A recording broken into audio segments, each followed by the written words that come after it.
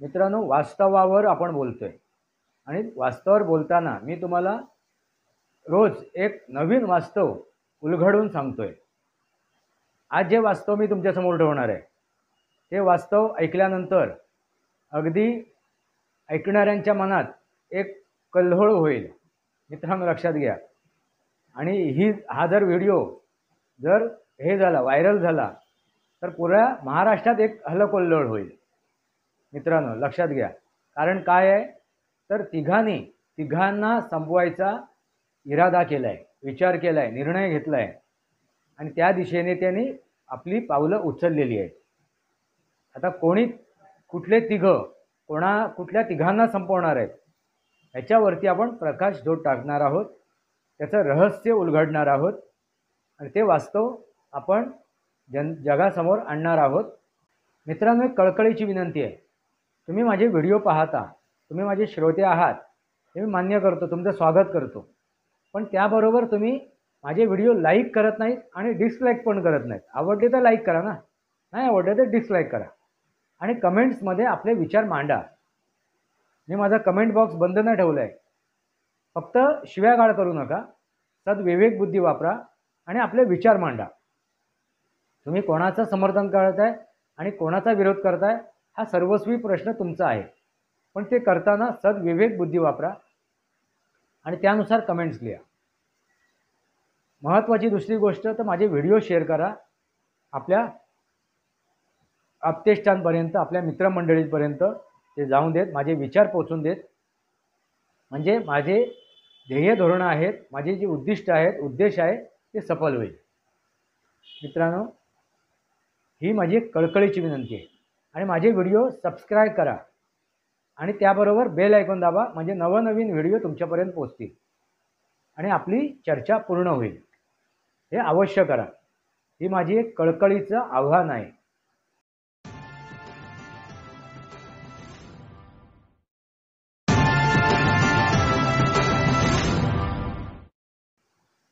नमस्कार मित्रांनो, वास्तवावर बोलू काहीतरी. मित्रांनो, वास्तवावर आपण बोलतोय आणि वास्तवावर बोलताना मी तुम्हाला रोज एक नवीन वास्तव उलगडून सांगतोय. आज जे वास्तव मी तुमच्यासमोर ठेवणार आहे ते वास्तव ऐकल्यानंतर अगदी ऐकणाऱ्यांच्या मनात एक कल्लोळ होईल. मित्रांनो, लक्षात घ्या. आणि हा जर व्हिडिओ जर हे झाला, व्हायरल झाला, तर पुऱ्या महाराष्ट्रात एक हलकल्लोळ होईल. मित्रांनो, लक्षात घ्या. कारण काय आहे, तर तिघांना संपवायचा इरादा केलाय, विचार केलाय, निर्णय घेतलाय आणि त्या दिशेने त्यांनी आपली पावलं उचललेली आहेत. आता कुठल्या तिघांना संपवणार आहेत ह्याच्यावरती आपण प्रकाशझोत टाकणार आहोत, त्याचं रहस्य उलगडणार आहोत आणि ते वास्तव आपण जगासमोर आणणार आहोत. मित्रांनो, वास्तवावर बोलू काहीतरी या माझ्या शृंखलेमध्ये पुन्हा एकदा आपलं स्वागत. मी आपला मित्र राजेश वासंती साबाजी किळुसकर. मित्रांनो, अनेक वास्तवांचा मी उलगडा करतोय. गेले कित्येक महिने, कित्येक दिवस, कित्येक वर्ष. आज मी एक नवीन वास्तवाचा उलगडा करतोय. हे वास्तव काय आहे, तर तिघांना संपवायचा अगदी चंगच बांधलाय आणि गाठीला घेऊन घट्ट बांधलेला आहे. त्या तिघांना संपवायचं. मित्रांनो, संपवण्यासाठी कोणाची हत्या केली जाणार नाही आहे, ही पहिली गोष्ट लक्षात घ्या. कोणाचीही हत्या केली जाणार नाही आहे. मग तिघांना संपवायचा जो इरादा केलाय, जो विचार केलाय, जो निर्णय घेतलाय, त्याच्यामागे काय आहे, तर राजकारण आहे. त्याच्यामागे काय आहे, तर रणनीती आहे. आणि ते राजकारण काय आहे, ती रणनीती काय आहे, हे आपल्याला समजून घेणं गरजेचं आहे. मित्रांनो, आता ज्यांनी निर्णय घेतलाय, मनोमन इच्छा ठेवलेली आहे की अमुक या तिघांना संपवायचं आहे. मग ज्यांच्या मनात ही इच्छा निर्माण झाली आहे, ज्यांनी ही रणनीती आखली आहे, ते रणनीती आखणारे कोण आहेत, तर पहिला पक्ष आहे तो भारतीय जनता पार्टी. दुसरा पक्ष आहे तो शिवसेना आणि तिसरा पक्ष आहे तो राष्ट्रवादी काँग्रेस. मित्रांनो लक्षात घ्या, या 3 पक्षांनी आणखीन 3 जणांना संपवायचा अगदी चंगच बांधलाय असं म्हणायला हरकत नाही. आणि त्याचाच आता तुम्हाला प्रत्यय आलेला आहे या विधानसभेच्या निवडणुकीमध्ये. या विधानसभेच्या निवडणुकीमध्ये त्याचा तो प्रत्यय आलेला आहे. आता हे तिघं कोण आहेत? तर तिघं कोण आहेत? तर काँग्रेस, शिव उबाटा आणि शरदचंद्रजी पवार राष्ट्रवादी काँग्रेस. मित्रांनो लक्षात आलं का? हा आता काय आहे, सर्वात मोठा लढा सुरू होणार आहे येत्या या 4-5 वर्षात ह्या महाराष्ट्रामध्ये. आणि मित्रांनो त्याचे परिणाम तुम्हाला दिसून सुद्धा येतील. आता तुम्ही म्हणाल हे कसं काय शक्य आहे? मित्रांनो ते शक्य झालेलं आहे आणि ते शक्य करून सुद्धा दाखवलं आहे या विधानसभेच्या निवडणुकीच्या निकालाच्या दृष्टीने. मित्रांनो मग ह्या निकालामध्ये काय कारण आहे, त्याच्यामागे काय रहस्य आहे, काय रणनीती आहे, याच्यावरती चर्चा खूप झाली. बऱ्याचशा चर्चा रंगवल्या गेल्यात. त्याच्यात अगदी EVM वरती सुद्धा बोट ठेवलं गेलं, EVM ला सुद्धा दोष दिला गेला. अशा अनेक गोष्टी आहेत मित्रांनो, अशा अनेक गोष्टी आहेत ज्याच्यावरती चर्चा केली गेलेली आहे. मित्रांनो आज आपण जी चर्चा करणार आहोत तर हे 3 संघटन भारतीय जनता पार्टी, शिवसेना आणि राष्ट्रवादी काँग्रेस ह्या आता उरलेले ते 3 आहेत म्हणजे महाविकास आघाडीमधले, त्यांना कसे संपवण्यासाठी रणनीती आखतील. आता पहिली रणनीती काय आहे? निवडणुकीचे निकाल लागल्यानंतर तर पहिली रणनीती काय आहे? तर त्यांनी एक वेळ घेतला सरकार स्थापन करायला. मित्रांनो लक्षात घ्या, हे सरकार स्थापन होते ना, त्याच्यामागे एक रणनीती आहे. मित्रांनो मी जे माझे विषय मांडतोय, जे माझे विचार मांडतोय, ते विचार मांडताना मी एक पत्रकार म्हणून सुद्धा बघतोय, एक पत्रकार म्हणून सुद्धा. म्हणजे या देशाचे जे 4 स्तंभ आहेत त्या 4 स्तंभामधील एक चौथा स्तंभ आहे तो पत्रकारिता. त्या पत्रकारितेच्या दृष्टीतून, त्या नजरेतून सुद्धा मी बघतोय की एक पत्रकार जनतेसमोर, नागरिकांसमोर काय विषय मांडतोय, त्याचे ध्येय धोरणं काय आहेत, तो काय वास्तव मांडतोय, वास्तविक भूमिका काय आहे हे सांगण्याचा प्रयत्न करतोय. हे सुद्धा जितकं महत्त्वाचं आहे तितकं राजकारण सुद्धा महत्त्वाचं आहे. राजकारण म्हणजे राजकीय दृष्ट्या ते पाहणं सुद्धा गरजेचं आहे, राजकारण्यांच्या दृष्टीतून. मित्रांनो लक्षात घ्या, राजकारण्यांच्या दृष्टीतून. आणि मी जे काय पाहतोय ते राजकारणाच्या दृष्टीतून सुद्धा पाहतोय. एक पत्रकार म्हणून सुद्धा बघतोय आणि एक राजकारणाच्या दृष्टीतून सुद्धा बघतोय. आता हे राजकारणी कोण आहेत? आता ज्यांच्या नजरेतून मी बघतोय ते राजकारणी कोण आहेत? तर देवेंद्र फडणवीस, भारतीय जनता पार्टीचे नेते महाराष्ट्रामधील. त्यांनी 2014 पासून आपली राजकीय जी ताकद आहे, जी क्षमता आहे, जी कुवत आहे ती महाराष्ट्राला दाखवून दिलेली आहे. मित्रांनो महत्त्वाची गोष्ट लक्षात घ्या, मी काय म्हणतोय, फक्त आजचीच निवडणूक नव्हे तर 2014 पासून जे देवेंद्र फडणवीस यांनी जे राजकारण केलं आहे, जी रणनीती आखली आहे, त्यानुसार त्यांनी आपली राजकारणाची चुणूक दाखवून दिलेली आहे. राजकारणाची चुणूक दाखवून दिलेली आहे. एक मुरब्बी राजकारणी, एक मुरब्बी राजकारणी. आणि जर आपण इतिहासाचा विचार केला तर एक ती कृष्णनीती समजायला हरकत नाही. जे देवेंद्र फडणवीस वापरत आहेत ती कृष्णनीती आहे. मग त्याला चाणक्य नीती सुद्धा म्हटलं तरी हरकत नाही, पण त्यापेक्षाही ती कृष्णनीती आहे. मित्रांनो लक्षात घ्या, मी जेवढं त्यांचं राजकारण आता बघतोय 2014 पासून, तर मला ती कृष्णनीती वाटते. मित्रांनो लक्षात आलं का? आता ही झाली देवेंद्र फडणवीस यांच्याबद्दलची माहिती. आता दुसरे नेते कोण आहेत? तर शिवसेनेचे एकनाथ शिंदे. मित्रांनो, एकनाथ शिंदेनी ज्या वेळेला ही शिवसेनामधून ते विभक्त झाले, मूळ शिवसेनेमधून विभक्त झालेत, त्यावेळी त्यांनी आपले रंग दाखवायला सुरुवात केली. तोपर्यंत आपण समजत होतो की एकनाथ शिंदे एक साधी सरळ व्यक्ती आहे, त्यांच्याकडे नेतृत्व करण्याची क्षमता नाही आहे, तेवढी कुवत नाही आहे, अशीच चर्चा होत होती. मित्रांनो लक्षात घ्या, अशीच चर्चा होत होती. त्यांना ज्यावेळी पाठबळ मिळालं, त्यांना ज्यावेळी सपोर्ट मिळाला, त्यावेळी त्यांनी आपली चुणूक दाखवून दिलेली आहे. आपल्यामध्ये असलेलं जे कर्तृत्व आहे ते त्यांनी दाखवून दिलेलं आहे. आणि हे दाखवून देताना त्यांनी एक सर्वात मोठा जुगार खेळला असं म्हणायला हरकत नाही. कारण हा जुगारच होता सुरुवातीला. ज्यावेळी ते गुवाहाटीला गेलेत ना, त्यावेळी हा जुगारच होता. त्या जुगारामध्ये यशस्वी होतील की नाही हे सांगू शकत नव्हतं कोणीही. कारण काय आहे, एका परक्या शक्तीबरोबर ते गेलेले आहेत, एका परक्या शक्तीबरोबर. ती परकी शक्ती म्हणजे कोण, तर भारतीय जनता पार्टी. तर भारतीय जनता पार्टीच्या सोबत गेलो आहे, त्यांच्यावरती विश्वास ठेवून गेलो आहे, तर उद्या सकाळी त्यांनी जर दगाफटका केला तर, भारतीय जनता पार्टीने जर दगाफटका केला तर आपली अवस्था काय असेल, ना घर का ना घाट का. मित्रांनो लक्षात घ्या.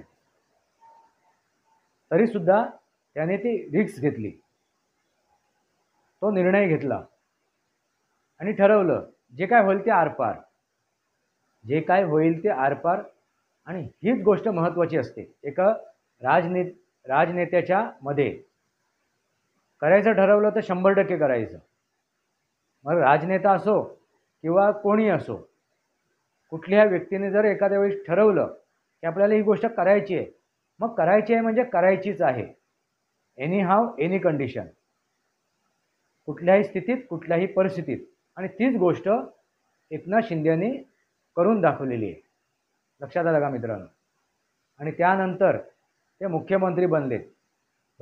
भले भारतीय जनता पार्टीने त्यांना मोठं केलं असेल, त्यांना सपोर्ट दिला असेल, त्यांना उभारी दिली असेल, तरीसुद्धा त्यांच्यामध्ये सुद्धा ते नेतृत्व गुण आहेत, त्यांच्यामध्ये सुद्धा ती कुवत आहे, ती क्षमता आहे.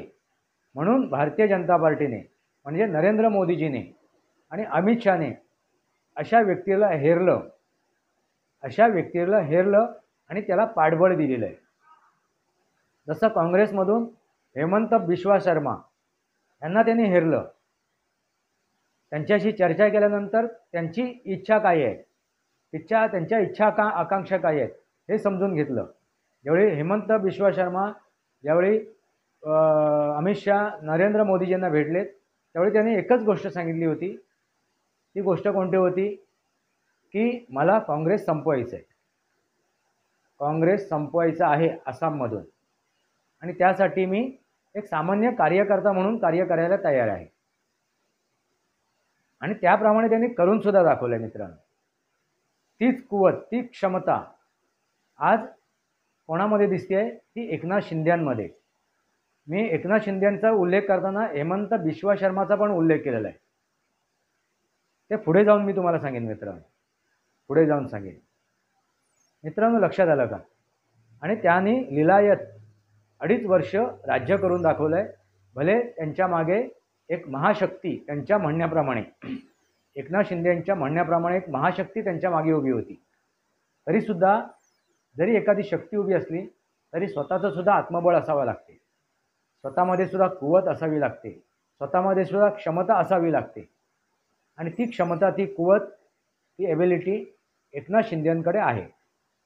मित्रांनो लक्षात आलं. हे झाले दुसरं व्यक्तिमत्व, म्हणजे दुसरे नेते. आता तिसरे नेते कोण आहेत, तर अजितदादा पवार, राष्ट्रवादी काँग्रेसचे. मित्रांनो, अजितदादा पवार हे शरदचंद्रजी पवार यांच्या मुशीमध्ये मोठे झालेले आहेत. यांच्या वरद हस्ते खाली ते लहानाचे मोठे झालेले आहेत. त्यामुळे शरदचंद्रजी पवार यांचं राजकारण त्यांना माहिती आहे. शरदचंद्रजी पवार यांचं राजकारण त्यांना माहिती आहे, त्यांनी ते अनुभवलेलं आहे. त्यामुळे त्या तालमीतून ते बाहेर पडलेले आहेत. तरीसुद्धा त्यांची विचारसरणी शरदचंद्रजी पवार यांच्यासारखी नाही आहे. लक्षात घ्या मित्रांनो, मी काय म्हणतोय. अजितदादा पवार यांची विचारसरणी आणि शरदचंद्रजी पवार यांची विचारसरणी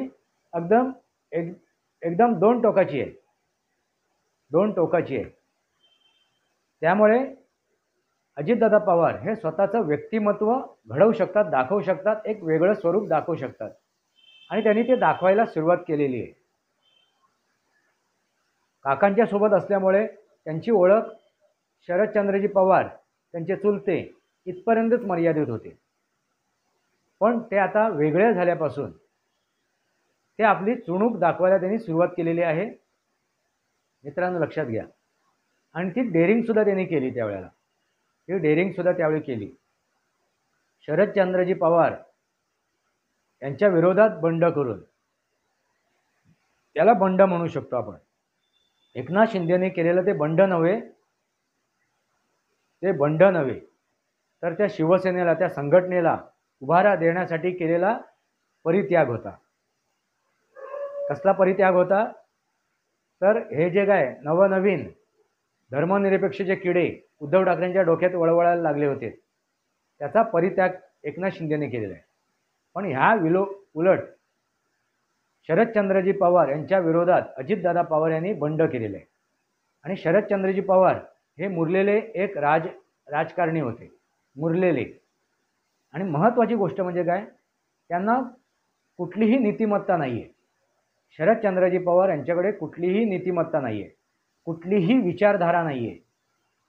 ते उद्या सकाळी काही करू शकतात, कुठल्याही थराला जाऊ शकतात, काहीही निर्णय घेऊ शकतात स्वतःचं भलं करण्यासाठी. अगदी स्वतःच्या पोटच्या मुलाचं सुद्धा ते घास घेऊ शकतात.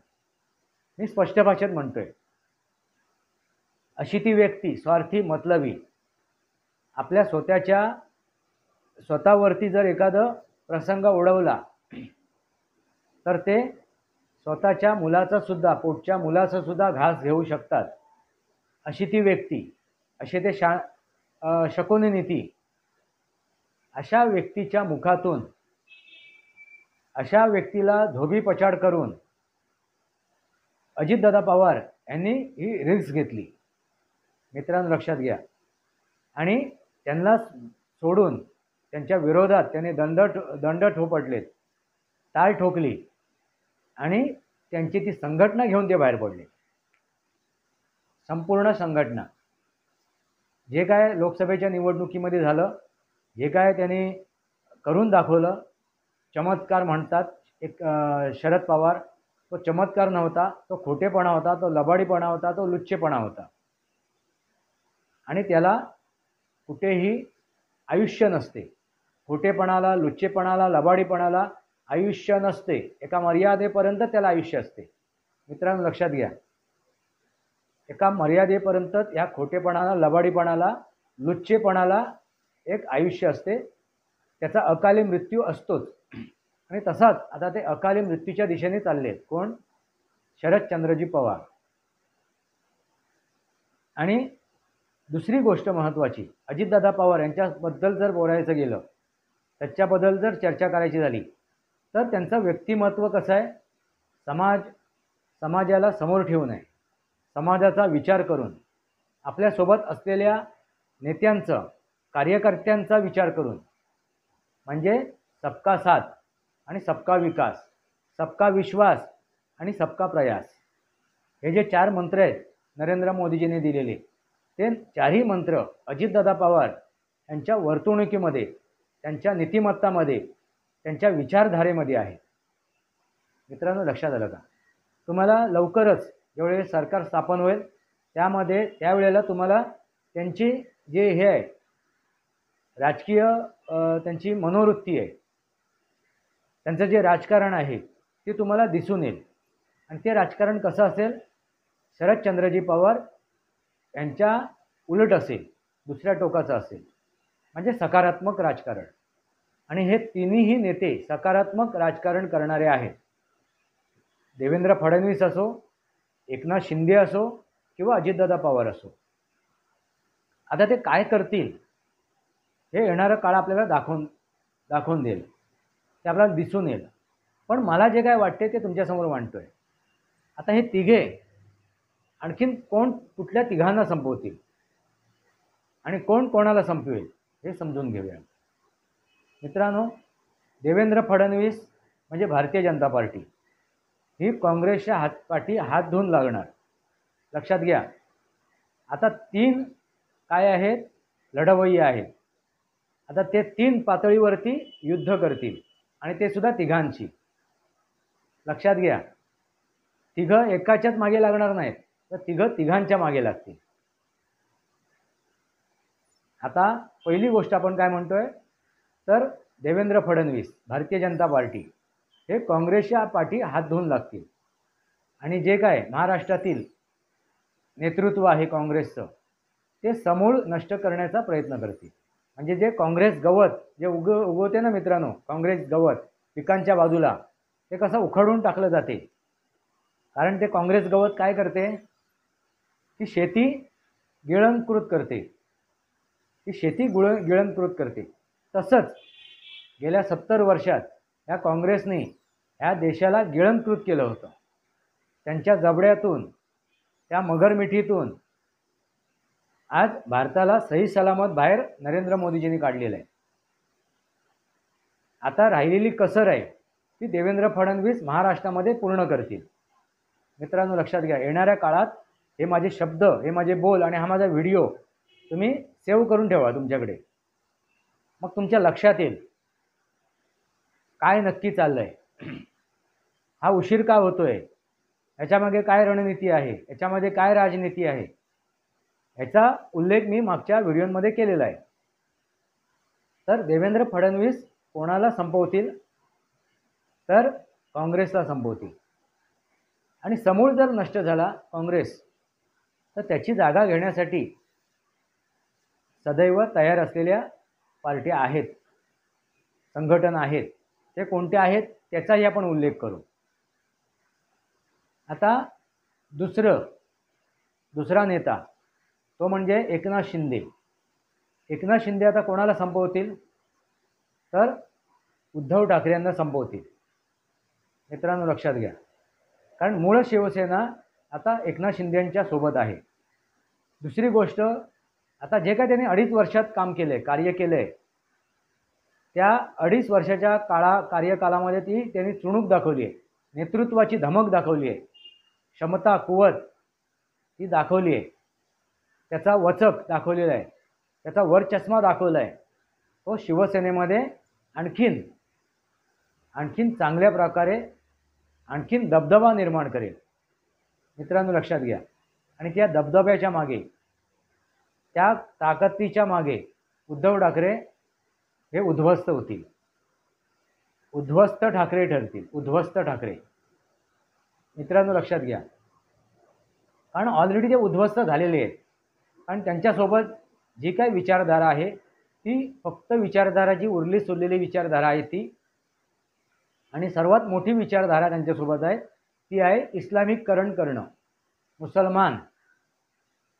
मग जर मुसलमान त्यांना सोडून गेलेत तर राहिलं काय त्यांच्याकडे, राहिलं काय? 5-10% ते राजनीती करू शकतात का? तर नाही मित्रांनो. म्हणजे उद्ध्वस्त ठाकरे होतील. काय होईल? उद्धव ठाकरे हे उद्ध्वस्त ठाकरे होतील. आणि असे अनेक संघटना, अनेक पक्ष ह्या महाराष्ट्रामध्ये किंवा ह्या देशामध्ये उद्ध्वस्त झालेले आहेत, त्यांचे नामोनिशाण मिटलेले आहेत. त्याचमधील हे उद्ध्वस्त ठाकरे. मित्रांनो लक्षात आलं का? आता ह्याची जिम्मेदारी, हे जबाबदारी कोण घेणार, तर एकनाथ शिंदे घेतील. आता राहिलेत शरदचंद्रजी पवार. मित्रांनो लक्षात घ्या. तर त्यांचे पुतणेच त्यांना काफी आहेत. लक्षात घ्या. कारण का, लहानपणापासून त्यांना ते ओळखून आहेत आपल्या काकांना. काकांची कुवत काय आहे, काकांची क्षमता काय आहे, काकांची रणनीती काय आहे, काका कुठल्या वेळेला काय निर्णय घेऊ शकतात, कुठल्या वेळेला काय करू शकतात. मग गुगली टाकतील की फास्टबॉल टाकतील की सरपटी टाकतील, कसा टाकतील की अंडरआर्म टाकतील, कसा टाकतील की टप्प्याटप्प्याचं टाकतील. मित्रांनो लक्षात घ्या. हे कोणाला माहिती आहे? अजितदादा पवार यांना 100% माहिती आहे. कारण जेवढं अजितदादांना शरद पवार ओळखत नाही आहेत, कारण अजितदादा पवार छुपे रिस्तम आहेत, छुपे रुस्तम आहेत, लक्षात घ्या. कारण त्यांची रास कोणती आहे? कुंभ. मित्रांनो लक्षात घ्या. आणि कुंभ राशीचा माणूस आपल्या मनातील जे हे आहेत काय रणनीती आहे ती कोणासमोर ठेवत नाही. मी ज्योतिषशास्त्राच्या दृष्टीतून सांगतोय, रहस्य कोणासमोर उलगडा करत नाही. कुंभ राशीची व्यक्ती आणि अजितदादा पवार यांची कुंडली कुठली आहे तर कुंभ राशीची आहे. तर कुंभ राशीचा विचार करून जर विचार केला तर त्या राशीच्या स्वभाव गुणधर्माप्रमाणे अजितदादा पवार यांच्या मनात काय चाललंय हे त्यांचे मित्र ओळखू शकत नाही आणि त्यांचे शत्रूसुद्धा ओळखू शकत नाही. मित्रांनी पण सावध राहायला पाहिजे आणि शत्रूंनी पण सावध राहायला पाहिजे.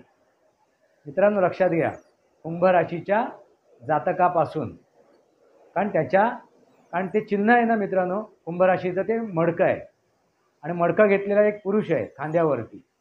त्या मडक्यामध्ये पाणी पूर्ण भरलेलं आहे की अर्ध भरलेलं आहे हे कळत नाही, असा तो धीर गंभीर पुरुष आहे त्या चिन्हाच्या स्वरूपात. म्हणजे कोणी सांगू शकत नाही त्या मडक्यात पूर्ण भरलेलं पाणी आहे की अर्ध भरलेलं पाणी आहे, कारण ते कधी डचमळत नाही, त्याचा कधी आवाज येत नाही, भले ते अर्ध असलं तरी. आणि पूर्ण भरलेलं असलं तरी ते उचंबळून बाहेर पडत नाही. ही झाली कुंभ राशीची एक खासियत. आणि हीच खासियत हा स्वभाव गुणधर्म अजितदादा पवार यांच्यामध्ये आहे आणि तो दिसून सुद्धा आलेला आहे राशीच्या दृष्टीने सुद्धा. आणि त्यांच्या राजकारणी मुत्सद्दी जोपणा आहे त्यांचा, राजकारणी मुत्सद्दीपणा, त्यातून सुद्धा त्या गोष्टी दिसून आलेल्या आहेत. आता ते परिपक्व राजकारणी झालेले आहेत. त्यांनी त्यावेळी एक गोष्ट मान्य सुद्धा केली होती मागे, ज्यावेळी ते धरणाबद्दल बोलले होते, त्या धरणामध्ये मुतू का म्हणून, कळलं का. आणि त्याच्यावरनं जे काय महाप्रलय आला होता त्या धरणामध्ये राजकीयदृष्ट्या ते त्यांनी बघितलेलं आहे. आणि त्यानंतर त्यांनी ठरवलं की असं काही बोलायचं नाही ज्याच्यामुळे असं काहीतरी महाप्रलय निर्माण होईल. सावधगिरीने डोकं शांत ठेवून मन ताब्यात ठेवून वक्तव्य करणं. आणि तसंच त्यांची वक्तव्य तुम्हाला आता दिसून येत आहे गेल्या 2.5 वर्षाच्या काळामध्ये किंवा त्यापूर्वीसुद्धा मित्रांनो, ज्यावेळी त्यांच्या लक्षात आलं की आपण हे वक्तव्य जे केलीत किंवा याच्यापूर्वी ज्या वक्तव्य केले त्याच्यामुळे आपल्याला काय ऐकावं लागलं, आपल्याला काय सहन करावं लागलं, त्यानंतर त्यांनी जो निर्णय घेतला की नाही त्याच्यानंतर विचारपूर्वक सावधगिरीने निर्णय घ्यायचे, विचार करायचं, बोलायचं, वक्तव्य करायचं, उचलली जीभ लावली टाळ्याला नव्हे. आणि महत्त्वाची गोष्ट म्हणजे ते कुठल्याही प्रकारचं त्यांना व्यसन नाही आहे. ही त्यांच्या सर्वात मोठी जमेची गोष्ट आहे. कारण मित्रांनो, राशीप्रमाणे जर विचार केला तर कुंभ राशीची व्यक्ती आहे आणि कुंभ राशीचा जो स्वामी आहे तो शनी आहे. आणि या शनी स्वामीला त्या शनी ग्रहाच्या जी ऊर्जा आहे त्या ऊर्जेच्या हिशोबाने त्या राशीचा जर जातक असेल, त्यांनी जर कुठली व्यसनं केलीत तर त्याला घातक ठरतात, व्यसनाधीन असेल तर. पण इथे अजितदादा पवार हे व्यसनाधीन नाही आहेत, त्यांना कुठलंही व्यसन नाही आहे, निर्व्यसनी आहेत ते. मित्रांनो लक्षात आलं का. आता तिघांचे मी हे मांडलेले आहेत आणि कोणाला संपवणार तेही तुमच्यासमोर ठेवलेले आहे. मित्रांनो, आता काँग्रेस कसं संपेल ते संपवायला राहुल गांधी परिपूर्ण आहेत. महत्त्वाची गोष्ट, काँग्रेस संपवायला राहुल गांधी परिपूर्ण आहेत.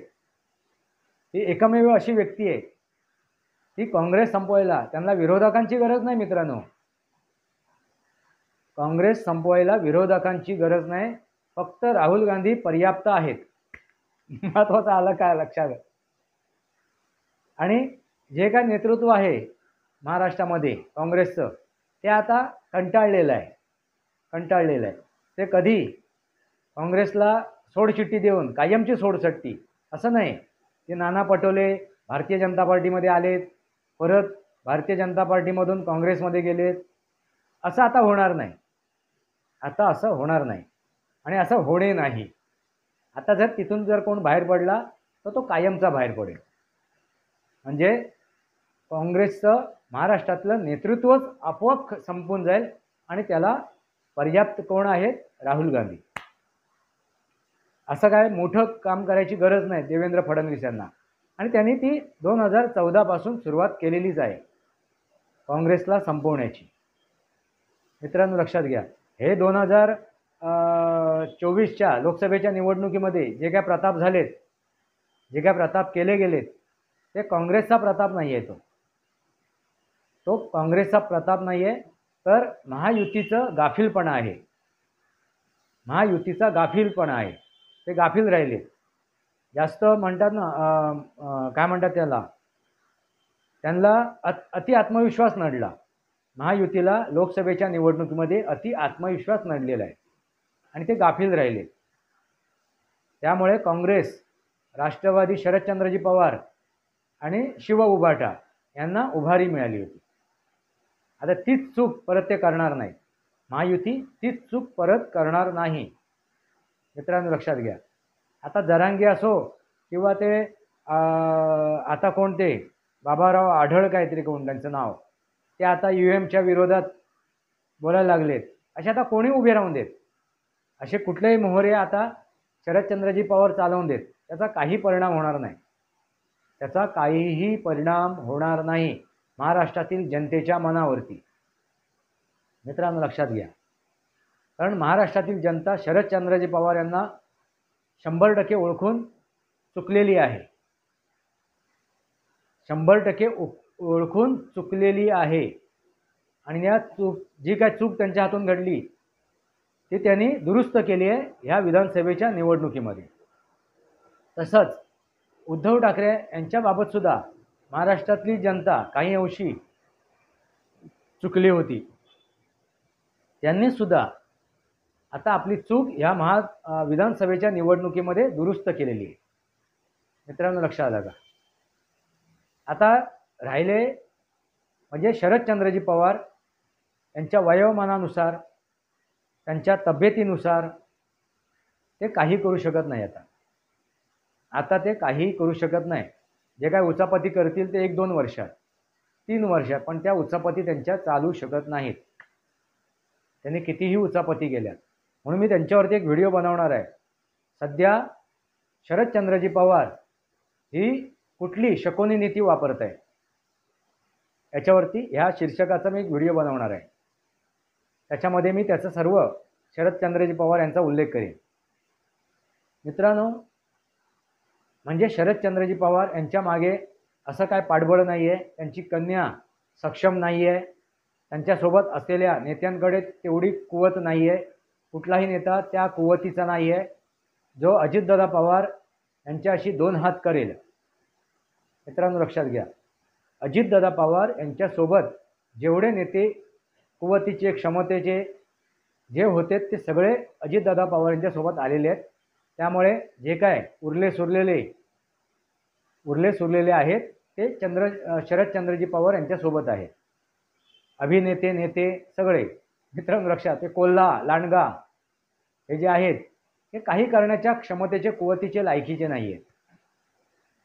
असो मित्रांनो, तर हे झालं शरदचंद्रजी पवार यांच्याबद्दल. आता राहिले उद्धव ठाकरे. आता उद्धव ठाकरे यांची अवस्था काय आहे? न घर का न घाट का, न घर का न घाट का ही त्यांची अवस्था झालेली आहे. कारण का? त्यांचं घर काय होतं? तर शिवसेनेची विचारधारा. त्यांचं घर काय होतं? तर आपले पिताश्री हिंदू हृदय सम्राट बाळासाहेब ठाकरे यांची विचारधारा, यांची कार्यशैली, त्यांचे संस्कार. मित्रांनो लक्षात घ्या, त्याचीही त्यांनी माती केली. मग त्यांचं ते सुद्धा घर त्यांच्या हातून निघून गेलं. त्यांचं दुसरं घर कोणतं आहे? तर त्यांच्यासोबत असलेले प्रामाणिक नेते जे आजच्या काळात, आजच्या क्षणाला एकनाथ शिंदे यांच्यासोबत आहेत. प्रामाणिक कार्यकर्ते. मित्रांनो लक्षात घ्या, आज जे त्यांच्यासोबत येत आहेत ना, ते मतलबी राजकारणी आहेत. मग ते राष्ट्रवादीमधून येत आहेत किंवा आणखीन कुठून येत आहेत, किंवा त्यांच्यासोबत जे बसले ते सगळे मतलबी आहेत. इवन हे आपले कोण, संजय राऊत. संजय राऊत ती काय म्हणतात त्यांना, त्या बाई अंधारे बाई मतलबी आहेत. आता जे त्यांच्यासोबत आहेत ते सगळे मतलबी आहेत. त्यांना फक्त आपली राजकीय पोळी भाजायची आहे म्हणून ते उद्धव ठाकरेंच्या सोबत गेलेत. एक तिकीट मिळवण्यासाठी, आमदार बनण्यासाठी, कळलं का, आपलं राजकीय भवितव्य घडवण्यासाठी. बाकी त्यांच्यामध्ये असं कुठलाही गुणधर्म नाही आहे. ते राष्ट्रवादीमध्ये असताना त्या अंधारे बाई त्यांनी राष्ट्रवादीमध्ये अंधार पसरवून गेल्या. त्या बहुजन समाज पार्टीमध्ये होते त्यावेळी त्यांनी बहुजन समाज पार्टीमध्ये सुद्धा अंधार पसरवून गेले. आता ते शिवसेनेमध्ये आहेत, म्हणजे शिवसेनेमध्ये सुद्धा अंधार पसरायला वेळ लागणार नाही. संजय राऊत तर वाचाळ आहेत, त्यांच्या जिभेला हाड नाही आहे. ते काय बरळतात, काय बोलतात, काय नाही करतात. त्यांचे आता दिवस भरलेले आहेत. ते कधी आता कारागृहामध्ये जाऊन बसतील याचा नेम नाही आहे. त्यांची आता जागा एकच आहे, ती म्हणजे कारागृह. आता राहिलेत कोण तर अनिल परब, त्यांचीही जागा कारागृह आहे. त्यांची सुद्धा जागा कारागृह आहे. मित्रांनो, बाकीचे सगळे लेचेपेचे आहेत. आणि ज्यावेळी त्यांनी आपलं घर सोडलंय, घरापासून दूर झाले, जे घरं मी तुम्हाला सांगितलीत, विचारधारा, आपल्या वडिलांचे संस्कार, आपल्या वडिलांची कार्यशैली आणि शिवसेनेचा जी ताकद होती, त्या संघटनेची ताकद होती, ते घर, शिवसैनिकांची, कार्यकर्त्यांचं जी ताकद होती, बळ होती, करण्याची धमक होती, त्या बळाचं ताकद, ते बळाचं घर ते सोडून गेले. म्हणून ते न घर का न घाट का. मित्रांनो लक्षात आलं का.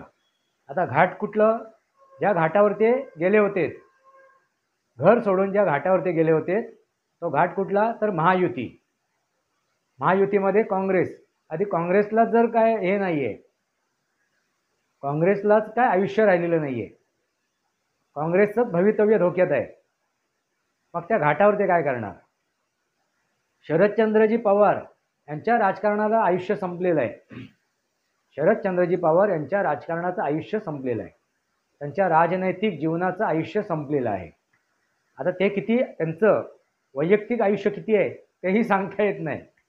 मित्रांनो लक्षात घ्या, त्यांचं वैयक्तिक आयुष्य जे आहे शरदचंद्रजी पवार, तेही सांगता येत नाही ते कधी मावळेल. पण राजकीय आयुष्य त्यांचं भले 100 आयुष्य असेल, 100 वर्ष ते जगू शकत असतील, पण राजकीय आयुष्य त्यांचं संपलेलं आहे. आणि शारीरिकदृष्ट्या ते कमजोर झालेले आहेत. भले त्यांनी ठरवलं मी 100 वर्ष राजकारण करेन, पण शरीरसुद्धा साथ द्यायला पाहिजे ना मित्रांनो. ते शरीर त्यांना साथ देण्याच्या क्षमतेमध्ये नाही आहे. आणि आता ह्यानंतर ते हळूहळू मनाने सुद्धा खचतील. म्हणून जो घाट होता, दुसरा घाट, शरदचंद्रजी पवार यांचा घाट, तो घाट त्यांच्यासाठी, कोणासाठी तर उद्धव ठाकरे यांच्यासाठी सुद्धा संपलेला आहे. आता तिसरा घाट कोणता आहे तर शिव उभाटा, शिवसेना उद्धव बाळासाहेब ठाकरे ही संघटना. मित्रांनो त्यांची पाळंमुळं अगदी जमिनीच्या वरच आहेत.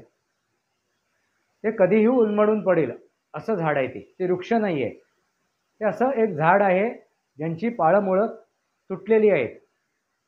त्या धरणीपासून, त्या जमिनीपासून, त्या भूमातेपासून त्यांची पाळंमुळं तुटलेली आहेत. आणि ही तोडून कोणी ठेवली तर त्यांनी स्वतः तोडून ठेवली. त्या पाळामुळांवरती घाव कोणी घातलेला आहे तर स्वतः उद्धव ठाकरे यांनी. मग असं ते झाड, असं ते वृक्ष नव्हे, असं ते वटवृक्ष नव्हे, कारण ते वटवृक्ष आता एकनाथ शिंदेंच्या सोबत आहे. शिवसेना ह्या संघटनेचं वटवृक्ष आज एकनाथ शिंदेंच्या सोबत आहे. तर एक कमजोर पाळामुळा असलेली झाड आज धरून उभे आहेत कोण, उद्धव ठाकरे. आता ते उद्ध्वस्त ठाकरे ह्यापर्यंत त्यांची आता मजल गेलेली आहे, उद्ध्वस्त ठाकरे. मग मित्रांनो विचार करा, या तिन्ही पक्षांचं म्हणजे काँग्रेस, शरदचंद्रजी पवार राष्ट्रवादी काँग्रेस आणि शिवसेना उद्धव बाळासाहेब ठाकरे हा पक्ष, ही संघटना, त्यांचं मी भवितव्य तुमच्यासमोर ठेवलेलं आहे आणि अगदी त्यांच्या भवितव्याच्या सगळ्या पाकळ्या उघडून तुमच्यासमोर ठेवलेले आहेत. ते वास्तव तुमच्यासमोर ठेवलेलं आहे, ते रिॲलिटी तुमच्यासमोर ठेवलेलं आहे आणि हे त्रिवार सत्य आहे. मित्रांनो, वास्तव नेहमी कटू असते, सत्य नेहमी कटू असते. मित्रांनो लक्षात घ्या, सत्य नेहमी कटू असते आणि सत्याला काय आहे, मरण नाही आहे, ते अमर आहे. आणि असं अवास्तव हे शरदचंद्रजी पवार, राहुल गांधी आणि उद्धव ठाकरे यांच्यासोबत जे अवास्तव आहे त्याचा मृत्यू लवकरच होईल. त्याचा अकाली मृत्यूसुद्धा म्हणता येणार नाही. त्यांचा मृत्यू जवळ आलेला आहे, तो काळ आणि ती वेळसुद्धा जवळ आलेली आहे. याच्यावरती एक मी व्हिडिओ बनवलेला आहे मित्रांनो, काळ आणि वेळ, अकाली मृत्यू आणि वास्तविक मृत्यू, याच्यावरती सनातनी वास्तव या माझ्या यूट्यूब चॅनलवरती हा व्हिडिओ बनवलेला आहे. त्याची मी लिंक डिस्क्रिप्शन बॉक्समध्ये टाकतो, तो मुद्दामून बघा, म्हणजे तुमच्या लक्षात येईल ह्या व्हिडिओचा आशय काय आहे. हे जे व्हिडिओ आज मी बनवतोय, ज्या विषयावर बनवतोय, त्या विषयाचा आशय काय आहे तेही तुमच्या लक्षात येईल. सनातनी वास्तव या माझ्या यूट्यूब चॅनलवरचा हा जो व्हिडिओ आहे, कुठला तर अकाली मृत्यू आणि वास्तविक मृत्यू यातील फरक काय आहे. ह्या चॅनलचा जो व्हिडिओ मी टाकला आहे, डिस्क्रिप्शन बॉक्समध्ये त्याची लिंक टाकली आहे, ती अवश्य बघा. कारण काय आहे, अकाली मृत्यू आणि वास्तविक मृत्यू याच्यात फरक मी त्याच्या फरकाचा मी उल्लेख त्याच्यात केलेला आहे, म्हणजे तुमच्या लक्षात सुद्धा येईल. ह्या आज जो विषय तुमच्यासमोर मांडतोय तो विषय तुमच्या पूर्णपणे लक्षात येईल हे जर व्हिडिओ बघितले तर. त्याच्यामध्ये जे मी हे मांडलं आहे, वक्तव्य केलं आहे, जे माझे विचार मांडले आहेत, त्यानंतर ह्या व्हिडिओचा सुद्धा खुलासा तुमच्यासमोर होईल. तर अवश्य पहा तो व्हिडिओ जाऊन. त्याची लिंक मी डिस्क्रिप्शन बॉक्समध्ये टाकतो आहे, सनातनी वास्तव या माझ्या चॅनलची आणि त्या व्हिडिओची. तो व्हिडिओचं नाव काय आहे तर अकाली मृत्यू आणि वास्तविक मृत्यू याच्यात फरक काय आहे. पहिला भाग आणि दुसरा भाग असे दोन भाग आहेत आणि त्यापूर्वी मी अकाली मृत्यूवरती सुद्धा चर्चा केलेली आहे, तर अवश्य बघा. मित्रांनो, हा जो विषय मी मांडला आहे तुमच्यासमोर की तिघांना संपवणार आहे, तर हे वास्तव आहे मित्रांनो. आणि वास्तव कोणीही नाकारू शकत नाही, कोणीही नाकारू शकत नाही. वास्तव हे चिरतरुण आहे, वास्तव हे अमर आहे. पण जे अवास्तव आहे, जे असत्य आहे, त्याचा मृत्यू नक्की आहे, त्याचा मृत्यू नक्की आहे. आणि तो मृत्यू कसा येईल, कधी येईल, हे जे असत्य बोलतात, असत्य वागतात, अवास्तववादी वागतात, त्यांना माहिती नाही आहे आणि ते स्वतः ते ओढवून घेत असतात तो मृत्यू. तसाच हा मृत्यू ओढवून घेतलेले आहे कोणी, राहुल गांधी, शरदचंद्रजी पवार आणि उद्धव ठाकरे यांनी. मित्रांनो, कारण काय आहे ते तुमच्यासमोर मी ठेवलेलं आहे, मी मांडलेलं आहे. आपले खुद्द काँग्रेस संपवायला जबाबदार कोण ठरतील तर खुद्द राहुल गांधी. त्यांचं राजकारण तुम्ही बघताच आहात. त्यांच्यासोबत असलेले आता एक एक नेते त्यांना सोडून चाललेले आहेत, ते परत न येण्यासाठी येतील, आता जातील. मित्रांनो लक्षात घ्या. तसंच शरदचंद्रजी पवार यांची आता शारीरिक स्थिती डामाडोल झालेली आहे. आता त्यांचं तेवढं वयसुद्धा नाही आहे. हा जर विचार केला तर शरदचंद्रजी पवार यांचंसुद्धा राजकारण आता संपलेलं आहे. त्यांचंसुद्धा राजकीय भवितव्य आता संपुष्टात आलेलं आहे. आणि दुसरी गोष्ट जी काय आता परिस्थिती करून ठेवली त्यांची या महायुतीने, त्यामुळे उरलेलं सोडलेलं सगळी कसर निघून गेलेली आहे. आता उद्धव ठाकरेंची काय परिस्थिती आहे तर ज्यांच्या आधारावरती ते होते, काँग्रेस पक्ष आणि शरदचंद्रजी पवार राष्ट्रवादी, ह्या दोन पक्षांच्या आधारावरती होते, तो आधार जर त्यांनाच आधार द्यायची आवश्यकता आहे तर ते उद्धव ठाकरेंना काय आधार देतील? मित्रांनो लक्षात घ्या, म्हणजे उद्धव ठाकरे आता निराधार झालेले आहेत, कारण त्यांनी बाणगुळाप्रमाणे ते वागले. स्वतःचं कर्तृत्व त्यांनी कधी सिद्ध केलं नाही. ती आवश्यकता होती त्यांना आपलं कर्तृत्व सिद्ध करण्याची, पण त्यांनी कधीही स्वतःचं कर्तृत्व सिद्ध केलं नाही. ज्यावेळी ते भारतीय जनता पार्टीसोबत होते त्यावेळीसुद्धा नव्हे, आणि आता ते महायुतीमध्ये गेले, महाविकास आघाडीमध्ये गेले त्यावेळीसुद्धा नव्हे. त्यामुळे बाणगुळाचा अंत हा ज्यावेळी त्या झाडावरती जो बाणगुळ जगतो त्या झाडाचा अंत झाला की ते बाणगुळाचाही अंत होतो. मित्रांनो लक्षात घ्या, त्या बाणगुळाचा सुद्धा अंत होतो. न घर का न घाट का. म्हणजे त्याने आपलं घर सोडलं, म्हणजे विचारधारा सोडली, आपल्या पित्याची जी संस्कार होते हे घर सोडलं, परत त्या संघटनेचं ते घर सोडलं, संघटनेचे जे नेतृत्व होते त्यांचे घरं सोडलीत, कार्यकर्त्यांचं हे घर सोडलं, जी ताकद ती क्षमता कुवत त्या संघटनेमध्ये होती ते घर सोडलं आणि ते घाटावर गेले. आता घाट कुठलं संपलं तर काँग्रेसचं घाट संपलेलं आहे. त्या घाटावरच काय राहिलं नाही, काँग्रेसच राहिलं नाही तर काय राहणार तिथे. आणि शरदचंद्रजी पवार यांचा घाट, त्यांचं अस्तित्व संपलं तर उद्धव ठाकरे त्या घाटावर राहून तरी काय करणार. मग ना घर का न घाट का. मित्रांनो लक्षात आलं का, हे आहे त्रिवार सत्य, आणि सत्य कोणी नाकारू शकत नाही. मित्रांनो मी माझे जे विचार मांडतोय ना ते विचार एक पत्रकार म्हणून सुद्धा मांडतोय, एक या लोकशाहीचा चौथा स्तंभ म्हणून सुद्धा मांडतोय, आणि त्याबरोबर राजकीय डोळ्यातून मी बघतोय, राजकारण्यांच्या डोळ्यातून बघतोय, राजकारण्यांच्या नेत्रातून बघतोय. कोणता राजकारणी, कुठला राजनेता काय निर्णय घेईल, काय त्याची रणनीती असेल याचाही विचार विश्लेषकाला करता आला पाहिजे.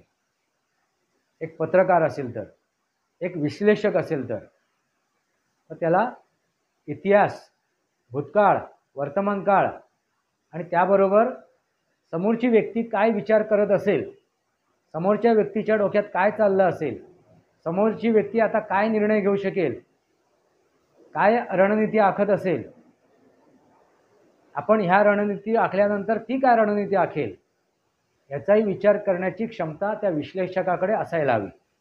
आणि त्याच दृष्टीने हे सगळं विश्लेषण तुमच्यासमोर ठेवलेलं आहे. मित्रांनो माझे व्हिडिओ तुम्ही शेअर करा, माझे विचार पुढे सरकवा. जर तुम्हाला आवडले तर लाईक करा, नाही आवडले तर डिसलाईक करा, पण कमीत कमी आपले विचार कमेंट बॉक्समध्ये मांडा, म्हणजे आपली चर्चा पूर्ण होईल, आपली चर्चा पूर्ण होईल. मित्रांनो लाखोनी सबस्क्रायबर झाले पाहिजेत की लाखोनी फक्त व्ह्यूअर्स झाले पाहिजेत? लाखोनी व्ह्यूअर्स झाले पाहिजेत. सबस्क्रायबर तेवढे नाही झाले चालतील, पण लाखोने व्ह्यूअर्स झाले पाहिजेत, तरच माझ्या बोलण्याला अर्थ आहे.